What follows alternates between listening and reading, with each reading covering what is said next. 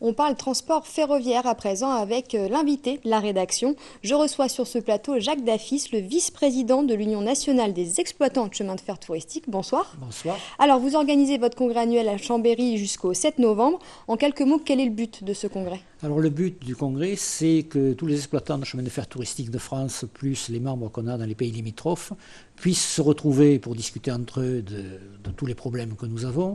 Et principalement, c'est les problèmes de réglementation et de sécurité.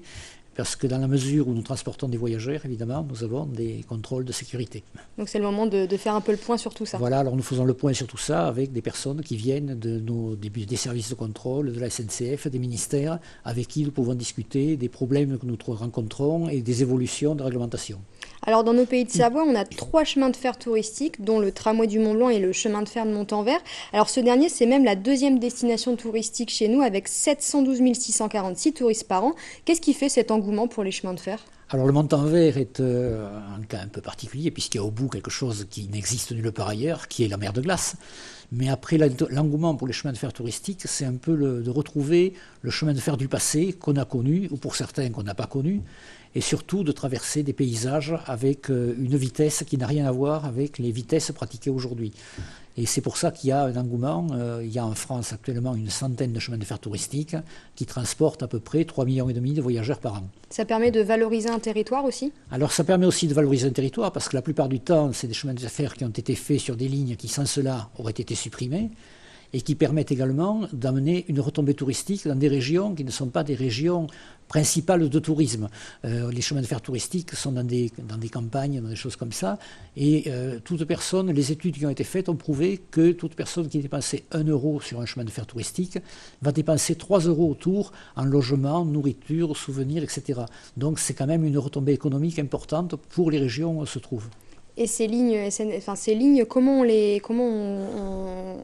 on met de l'argent dessus? Comment ça se passe pour les rénover, pour les garder en état? Alors au départ, toutes les lignes sont des cas particuliers, mais la plupart sont des lignes qui sont des lignes fermées au trafic depuis quelques années, où il n'y a plus rien dessus, qui sont récupérées par des associations, et ce sont des bénévoles qui vont, eux, travailler bénévolement pour remettre en état la voie, restaurer du matériel, et ensuite exploiter ce chemin de fer, souvent quand on peut avec l'aide des collectivités locales, puisque les collectivités locales aident soit matériellement pour fournir du matériel ou financièrement pour aider à rénover les installations. C'est important de garder ces installations, de ne pas les perdre justement. Alors ça permet, sans cela elles seraient perdues, et on ne sait jamais de quoi sera fait l'avenir. Si un jour on veut remettre un service public dessus, l'infrastructure est préservée, on peut toujours les remettre en service ultérieurement.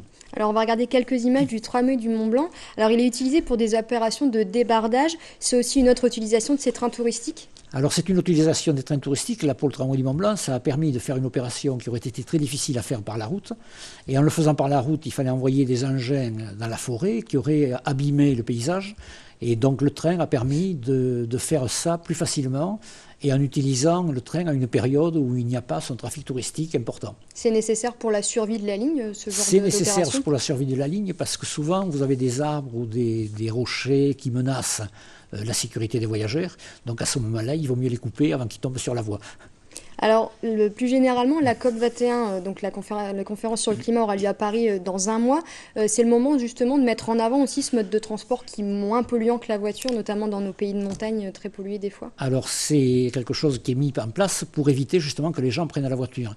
Dans votre région, vous avez la ligne SNCF, donc SNCF et Tramway Transport Public du Chablis, qui exploite donc la ligne jusqu'à Martigny, depuis Saint-Gervais. Et cette ligne, elle permet d'éviter que les gens prennent leur voiture. Et la vallée est extrêmement polluée du fait de tous les camions qui y passent. Et il est évident que plus on met des gens sur le train, moins il y a de voitures qui circulent. Surtout que très souvent, les voitures circulent avec une seule personne à bord, dont le train ne pollue pas. Ici, vous avez un train qui est électrique, qui a une pollution zéro. Et quand vous avez des chemins de fer touristiques qui fonctionnent avec des locomotives à vapeur qui font une jolie fumée noire, mais la pollution n'a rien à voir pour un train qui transporte 200 ou 300 personnes avec une centaine de voitures qui seraient en train de polluer. Donc les gens qu'on met dans le train, pendant ce temps, ils ne polluent pas avec les voitures. Alors on disait en début de cette interview, 3 chemins de fer touristiques. Est-ce qu'il pourrait potentiellement y en avoir d'autres chez nous? Alors chez vous, je n'ai pas la connaissance parfaite de la région. Je ne pense pas, parce que pour qu'il y ait un chemin de fer touristique, il faut qu'il y ait une ligne qui soit fermée, pour qu'on puisse la reprendre en trafic touristique. Et je ne crois pas qu'en Haute-Savoie, vous ayez des lignes fermées. Vous avez la chance d'avoir pratiquement toutes les lignes qui fonctionnent. Très bien. Voilà. Eh bien, merci beaucoup d'avoir été notre invité. Merci. Et puis bonne fin de congrès. Merci.